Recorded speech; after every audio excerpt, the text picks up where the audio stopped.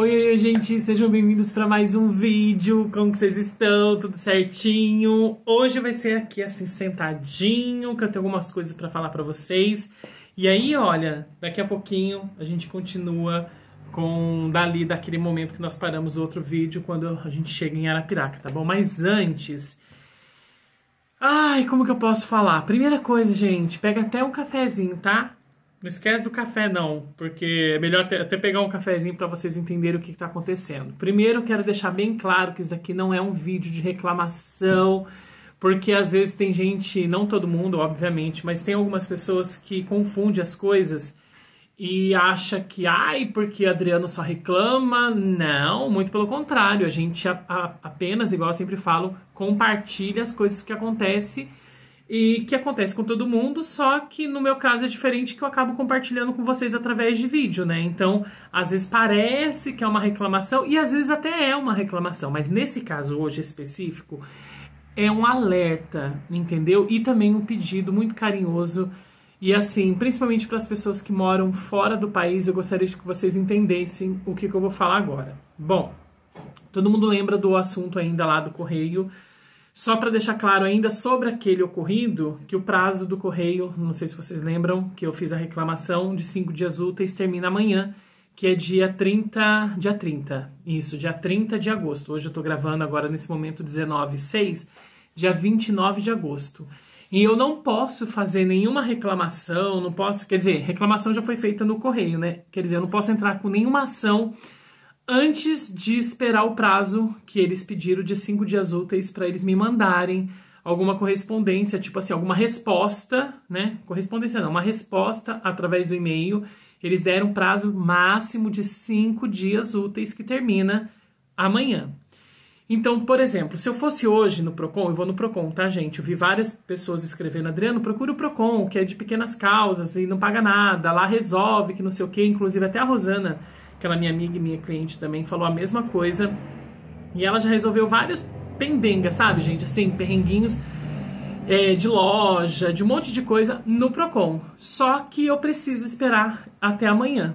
Aí amanhã também não posso ir, porque se eu chego lá e falo isso, eles falam: olha, então você tem que esperar até, né, dar o prazo para poder fazer alguma coisa. Então eu só vou poder ir na quarta-feira. E amanhã também eu tenho dentista, então eu não vou poder. Beleza.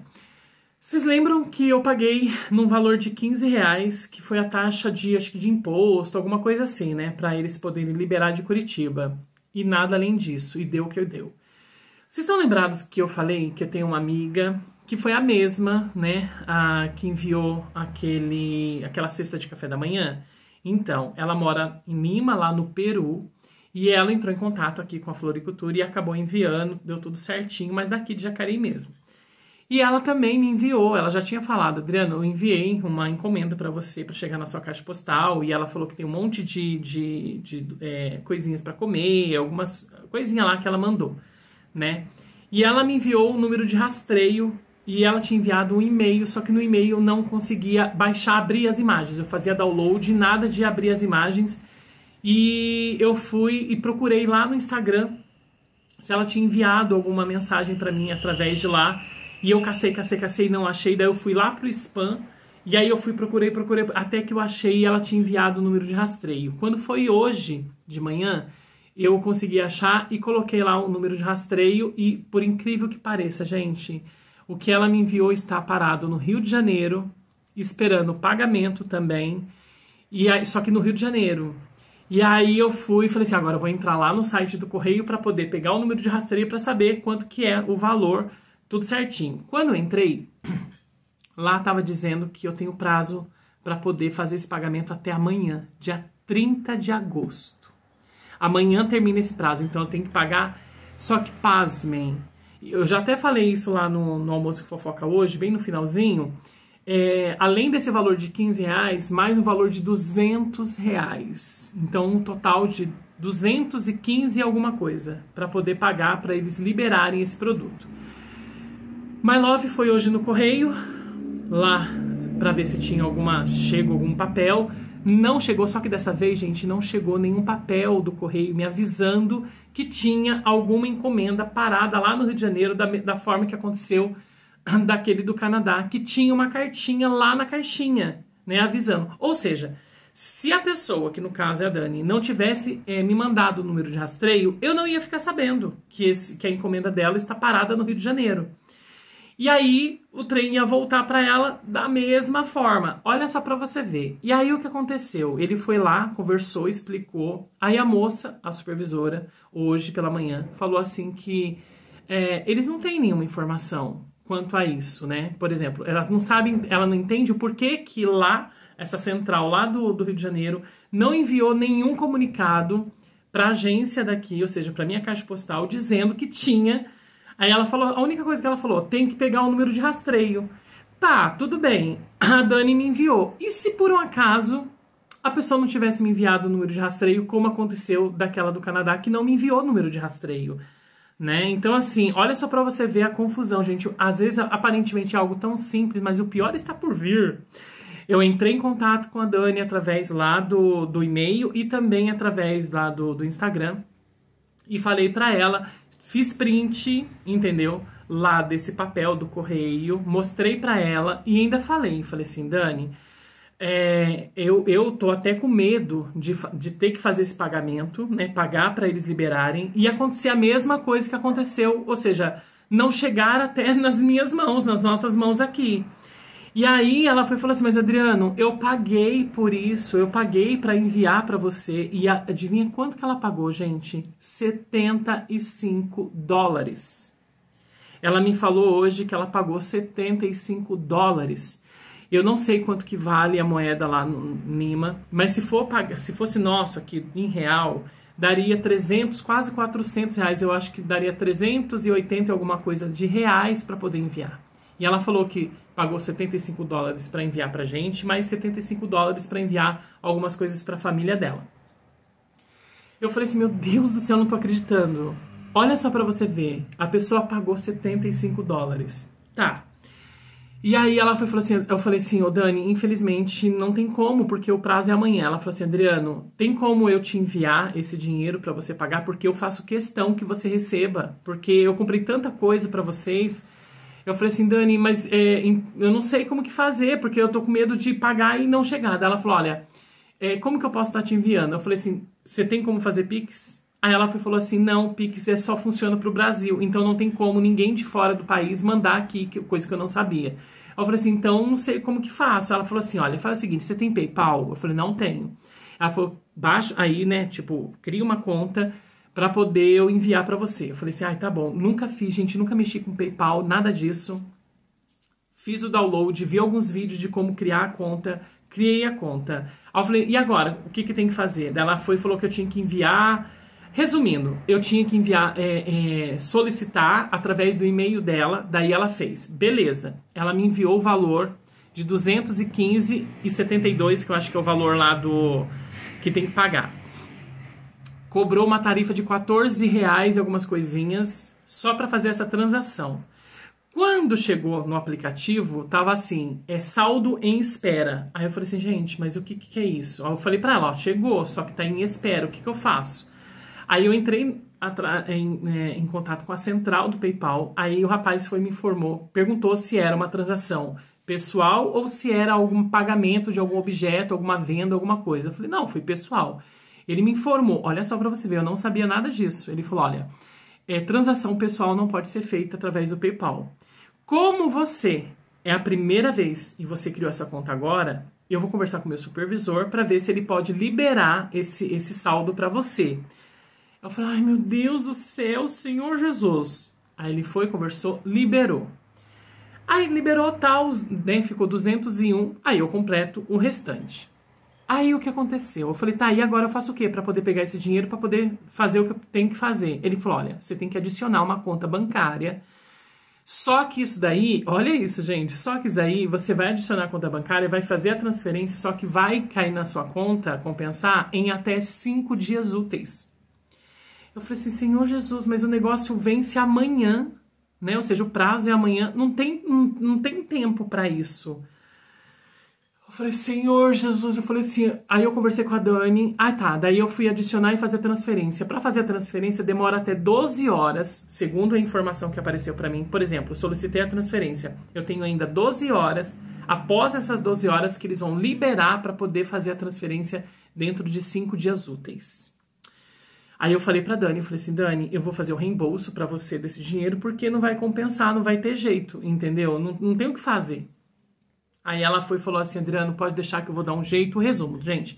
Ela falou que vai dar um jeito, mas amanhã esse negócio vai estar pago. Tá. O que eu queria pedir encarecidamente, igual eu falei pra My Love hoje eu fiquei com a cabeça, gente, que olha, vocês não têm noção. Eu fiquei assim, eu falei, Senhor Jesus... Eu falei, meu Deus, uma coisa que aparentemente é tão simples, tão fácil de resolver e o povo, né, eles ficam complicando a vida dos outros. Eu falei assim, olha, eu até pensei, até My Love falou, vamos cancelar essa caixa postal. Eu falei assim, eu não posso cancelar a caixa postal agora, porque eu renovei a caixa postal em junho, finalzinho de junho, quase julho já. E aí o que acontece? Eu paguei por mais um ano. Então assim, digamos que eu quisesse cancelar a caixa postal hoje... Junho, julho, agosto, setembro, agosto, 2 meses. Eu tenho ainda, sei lá, 9 meses, não é isso? Ai, meu Deus, 10 meses ainda para usar a caixa postal. Eles não vão me reembolsar esse valor que eu paguei, entende? Então não compensa cancelar. Só que eu queria pedir para as pessoas que moram fora do país não mandar nada. Porque pode acontecer isso de novo, entendeu? Então, igual a Dani falou, Adriano, eu fico mal porque dá uma sensação de que eu tô mandando um negócio pra você pagar. E não é justo isso. Eu falei assim, é complicado, né, gente? Igual eu falei na live hoje. Já pensou se, sei lá, vamos imaginar, com tanto de gente que assiste, tanto aqui como no outro canal, 10 pessoas que moram fora do país resolvem mandar alguma encomenda e aí acontece esse negócio. Não faz sentido, entende? Então, assim, aí eu falei assim, olha, gente, aí teve até alguém que lá na live falou, olha, Adriano, eu moro nos Estados Unidos e quando eu envio qualquer coisa para minha família aí, eu envio pela transportadora. Não sei como que funciona, eu sei que tem um monte de gente que mora fora do país.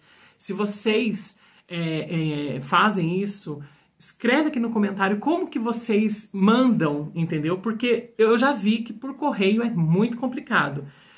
Porque daí ainda perguntei lá na live, falei assim, gente, qual é o critério, né? Porque a pessoa lá do Canadá enviou, eu paguei apenas R$15.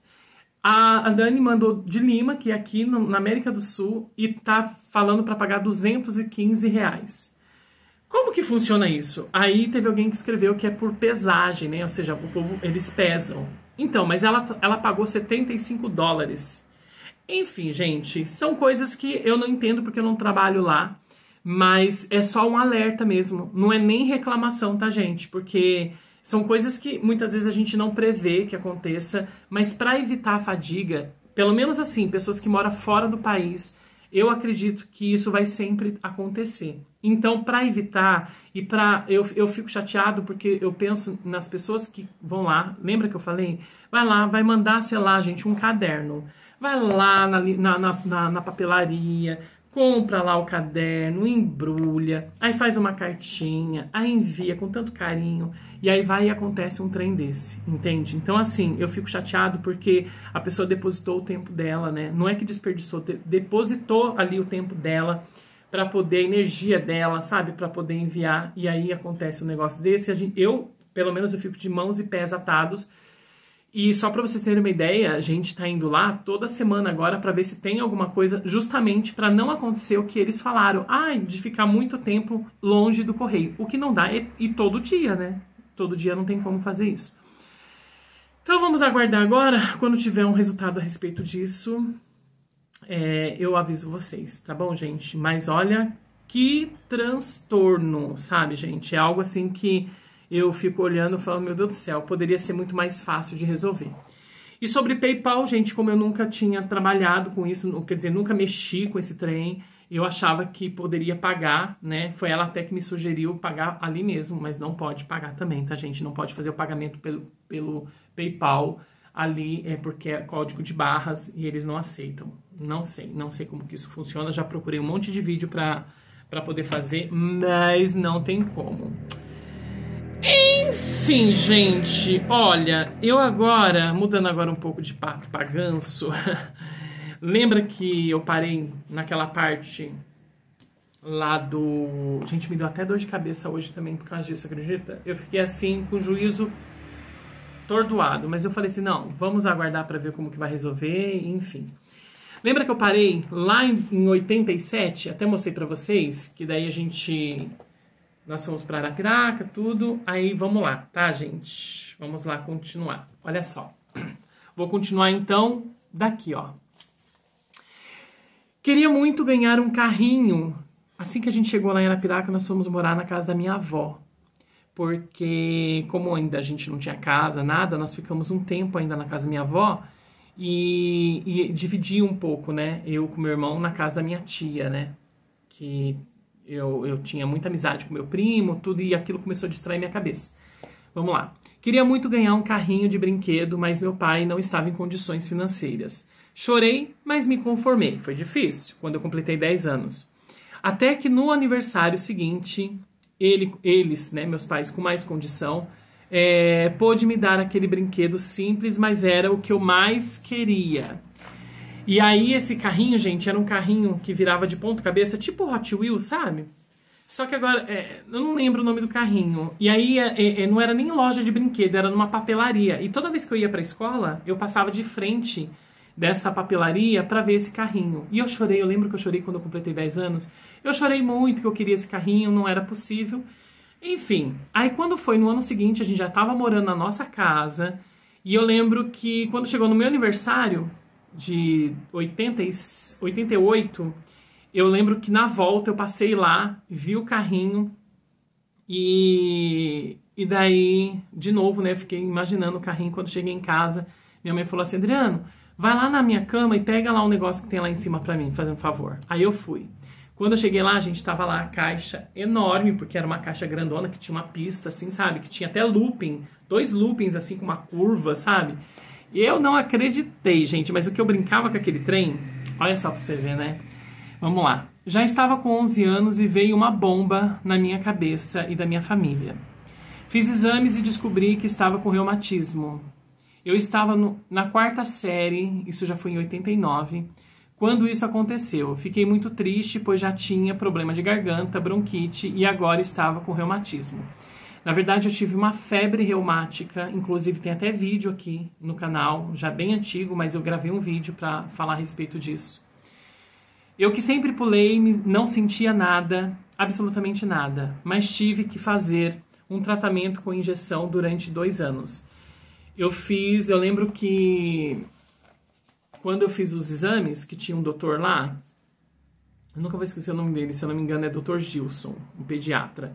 E eu lembro que ele pediu os exames, aí quando ficaram prontos, eu não entendia muito bem, mas ele pediu para refazer os exames em outro laboratório. Aí eu sem entender muito o que estava acontecendo, fomos, né, outro dia, outra semana, e nesse dia eles tiraram sangue assim de mim, fizeram o exame nos 2 braços, tirou de um e tirou no outro. E aí eu lembro muito bem que quando minha mãe foi pegar o resultado, eu tinha ido para a escola, acho, encontrei com a minha mãe na volta. A gente tava até num lugar assim, tomando caldo de cana, e a gente encontrou ali. Eu lembro que eu vi o olho da minha mãe bem... Sabe quando uma pessoa chora muito?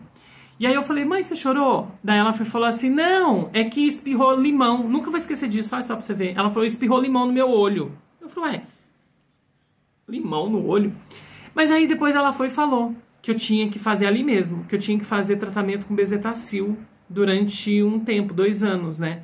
Eu fiquei tão revoltado, gente, que eu saí assim, sabe? Saí chorando, fiquei muito revoltado, porque eu já tinha tomado bezetacil, né? E eu lembro que doía muito. E você sabe, né, gente? Uma criança de 11 anos não tem noção de nada, não tem maturidade. Então, a princípio, é um sentimento de revolta que dá, né? Aí eu lembro que quando eu comecei a fazer o tratamento de bezetacil, no dia que eu cheguei na farmácia, que fazia em farmácia nessa época, né? Que eles aplicavam em farmácia. Eu lembro que eu fui, e aí quando eu cheguei lá, o farmacêutico ainda perguntou, falou assim, você já tomou bezetacil? Eu falei assim, olha, eu lembro que eu já tomei, né, aqui antes de morar em Arapiraca, que eu tinha problema de garganta, eu lembro que eu já tinha tomado. Mas ele falou, na dúvida, vou fazer um teste em você. Você prefere qual teste? Na pele, que como que era mesmo? Tem um nome técnico agora que fala que ele injetar, né? Ou seja, introduzir a agulha por debaixo da pele. E aí, só colocar um pouquinho da medicação. Se ficasse vermelho, é porque eu tinha alergia. Ou no olho. Eu falei assim, no olho é como? Aí ele falou assim, daí eu pingo um pouquinho, como se fosse um colírio, né? Aí eu lembro que eu falei assim, eu prefiro no olho, porque vai furar minha pele, né? Aí ele foi e pingou uma gotinha no meu olho. Eu lembro que era meio arenosinho, assim, sabe? Porque ela tem um pozinho. Aí ele esperou um pouquinho e viu que não ficou vermelho, então eu não era alérgico à bezetacil. E aí eu comecei o tratamento, e isso foram 2 anos, de 15 em 15 dias. Eu lembro que eu tomei numa quinta-feira, e aí toda vez, numa quinta-feira, tipo, passava uma semana, na outra eu já tomava novamente. Aos 12 anos mudamos novamente, fomos morar em Aracaju. Foi a primeira vez que nós morávamos numa cidade que tinha praia. O meu sonho era ser ator, cantar, interpretar. A minha ex-professora da 4ª série nos deu muita oportunidade. Passei a escrever pequenas historinhas. Primeiro, historinhas de terror. Tudo que era de terror eu comprava. Livros, revista, máscara, enfim. Era fascinado por esse gênero. Minha mãe comprou uma máquina de datilografar e para mim foi tudo. Passei a escrever, aí já estamos no ano de 1990. Não estudei esse ano, porque por causa dessa coisa do meu pai. Eu lembro que eu tô pulando etapas, né? Pra gente poder mudar para Aracaju, lembra que eu falei que depois que a gente chegou em Arapiraca, a gente ficou um tempo na casa dos meus avós, e daí eles compraram uma casa. Reformou a casa toda, e já pela segunda vez que eu me lembro, a mesma coisa aconteceu aqui antes de ir. Nunca minha mãe queria vender a casa. É bom deixar bem claro isso. Nunca minha mãe quis vender a casa. Meu pai que dava 5 minutos nele e ele resolvia vender a casa. E eu lembro que nessa casa, ela falava assim, meu pai colocava a placa, meu pai ia trabalhar, por exemplo, aí ela pedia ou para mim ou para o meu irmão subir e tirar a placa. E assim foi durante algum tempo, até que minha mãe não aguentava mais, porque era briga em cima de briga, porque tinha que vender a casa, porque não sei o quê, nhanhanhanhanhã. E meu pai sempre trabalhou com obras, e aonde ele ia, ele achava que a gente tinha que ir junto.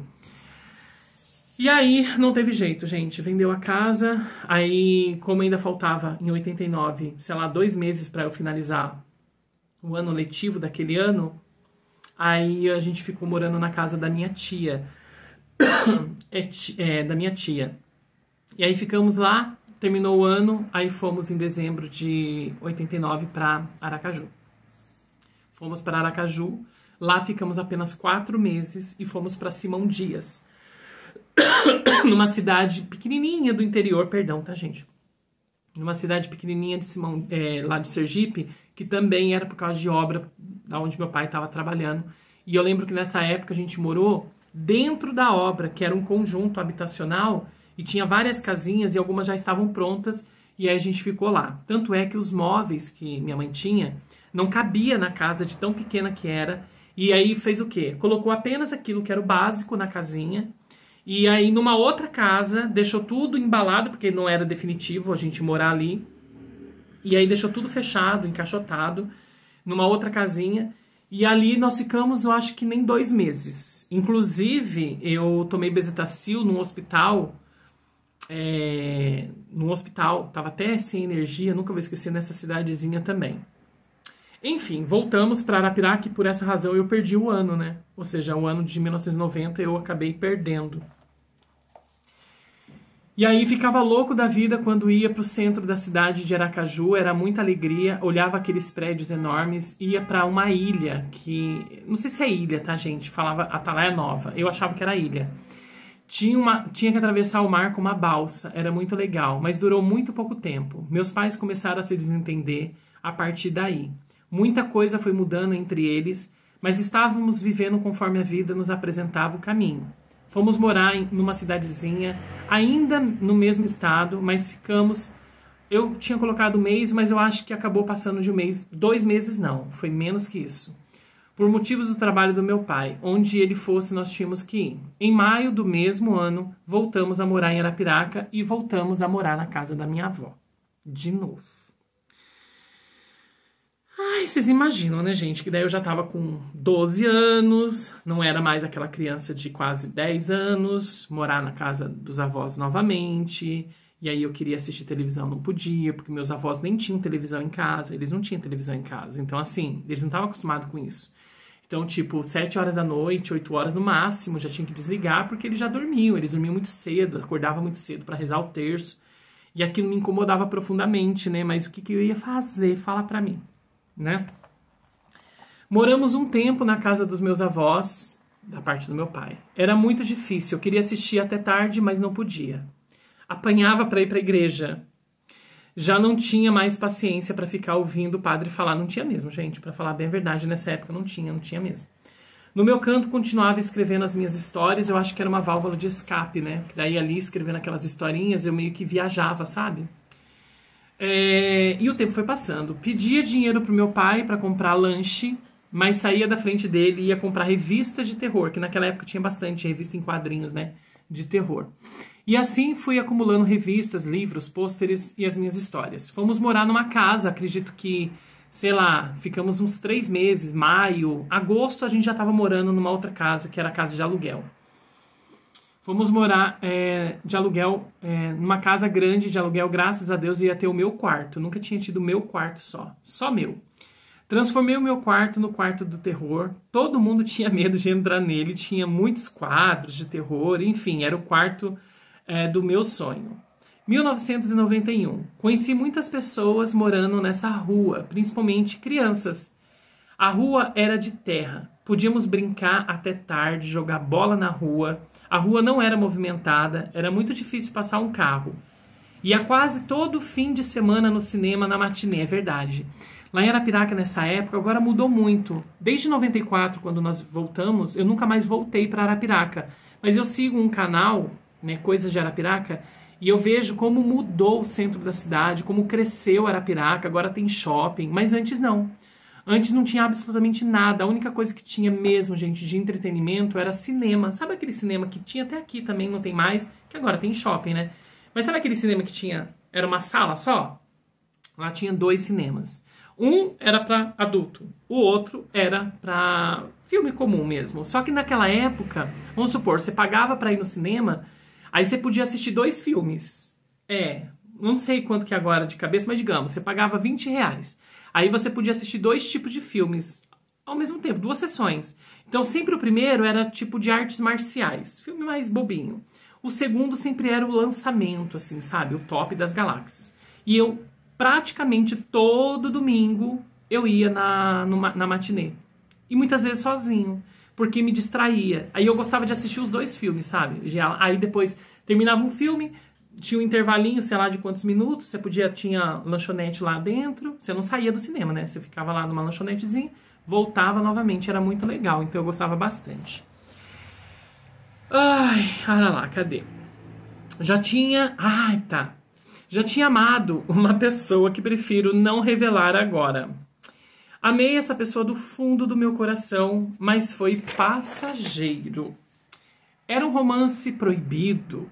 Não cheguei a beijar, o máximo que fiz foi abraçar, mas mesmo assim foi bom.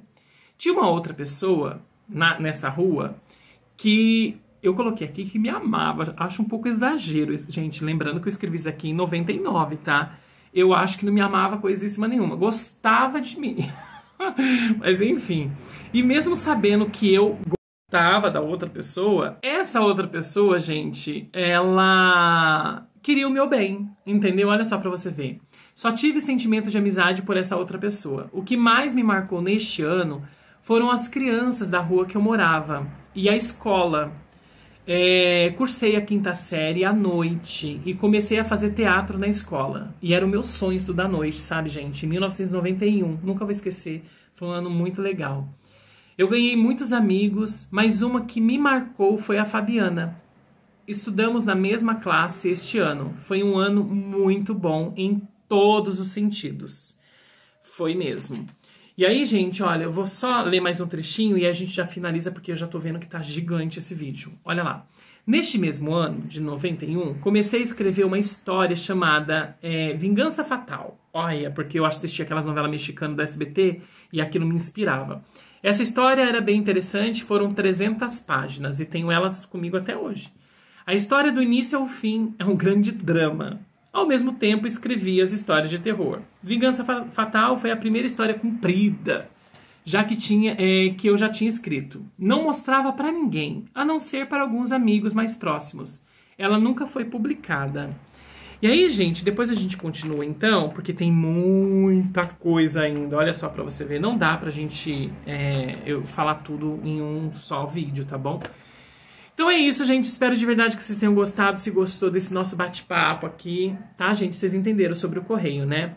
E aí, quando tiver alguma resposta sobre, né, esse agora lá de Lima, daí eu falo pra vocês. E na quarta-feira, se Deus quiser, daí eu vou lá no Procon e vou ver o que dá pra fazer. Então deixa o like, compartilhe nas redes sociais. Chegou aqui, gostou, se inscreva. E não esquece de ativar o sininho, que é muito importante, tá, gente? E nunca se esqueça, você é capaz, você tem valor. Um forte abraço bem grandão.